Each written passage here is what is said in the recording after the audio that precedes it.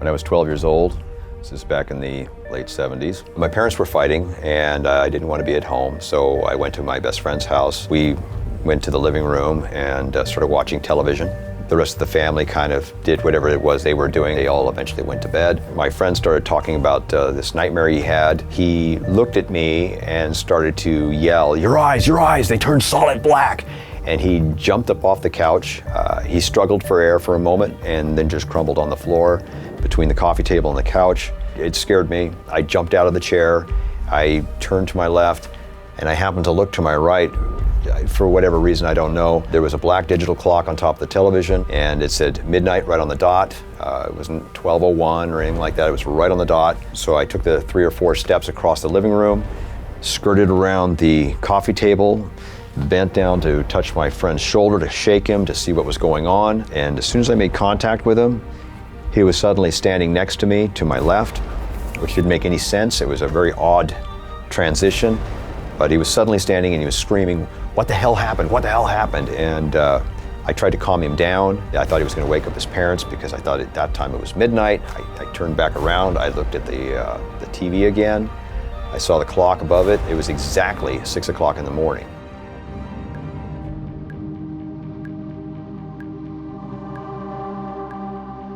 We know that the phenomenon is very, very widespread around the world. People think that this is an American phenomenon. It is not. I've worked with people from Africa and Asia and Latin America and Europe and so forth who are abductees.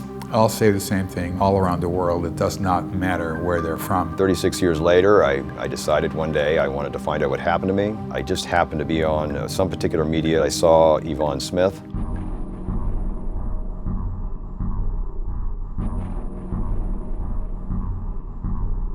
So I went to see Yvonne. We talked for a while so she got an idea of who I am. It took 2 trips, 2 hypnotic sessions to get all of the details that I was going to get.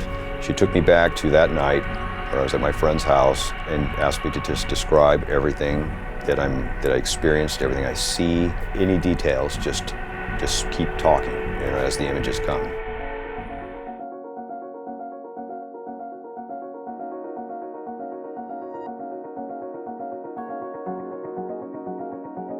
The first thing I saw was a T-shaped thing. It was shaped like a T, and I got really upset. And I started yelling, and the T-shaped thing turned out to be it's a kind of bed, but it's not really a bed. It's more like a platform. And and I was laying on this thing, and my arms were out to my sides. My wrists were bound to it somehow, but I couldn't feel anything on my wrists. I just couldn't raise them off of it, but I could move my arms, just couldn't move the wrist. My ankles were the same way. The inside of this thing that I was in, it was metal, it was a domed ceiling, and there was a being standing next to me. It wore metal mesh clothing. It was robe-like, like cloth, but it was metal. And the reason why I know this is because the sleeve dragged across my face and I could see light glinting off the fibers. They had instruments that came out of the ceiling. One of those instruments was looked like a black arm of some kind, and it unfolded out of the ceiling. The tip of it looked a lot like a stinger, like the tip of a scorpion, if you will. They inserted it into my left nostril and pressed it all the way up into my head. It was excruciating pain. They brought in another device. It was cylindric. It had brass, looked like brass-like metal and darker metals in layers. And they placed it on my left ear and inserted something into my ear. And again, I heard crunching noises. They didn't seem to be either aware or concerned about inflicting the pain. It's just a process to them. It seemed very mechanical to them. Their movements were slow and methodic. It seemed like they didn't make mistakes. People often ask me whether there's any consistency in abduction accounts. The consistency is mind-boggling. What people were talked about primarily is the procedures done to them when they were taken on board and placed on a table, and a quote examination was administered to them by gray aliens.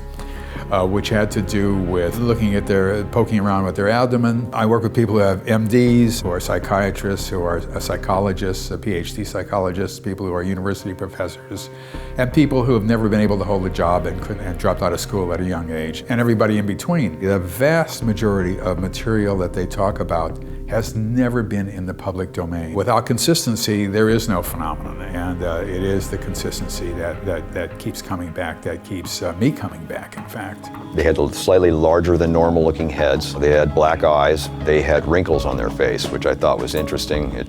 They appeared old. Their skin color was, it didn't look healthy. It looked grayish in color. They removed my stomach contents. Whatever I was eating, they took that stuff out. They took me to some place. At some point, there was no gravity. I was floating, but I was held down to the table by these points. And they took me to a place where they removed me from the spacecraft. And I'm assuming it's a spacecraft. I don't know what else to call it. I didn't see it from the outside, only from the inside. And they stood me in front of a machine. It looked like a building. It was the biggest thing I'd ever seen. It was covered in blue lights, and it had a lot of little moving parts on it. I don't know what it was doing. Then they took me away from there. All I remember was coming back into the atmosphere. I remember feeling gravity pulling me to the table, the weight of everything coming back to me. And then there's just a blur. I don't really have any, I can't find out exactly what happened, but I ended up right back where I was standing, where my friend was, and he was already standing. It was as though he was already standing and they placed me there.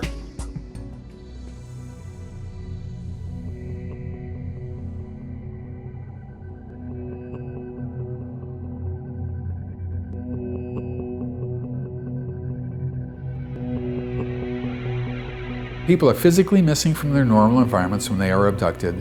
People come back with unusual scars on their body, fully formed scars that weren't there before. Now let us suppose it is not happening. All those things still remain, and yet it's not happening. There is no such thing as the abduction phenomenon. If that is the case, we have found the most important thing ever in the history of neurology, brain function, cognition. All these people are saying the same thing at their risk.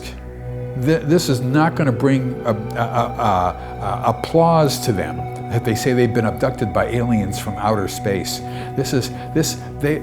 High-functioning people say this to me knowing full well it could destroy their careers, and they say this around the world, and it's not happening. Then what?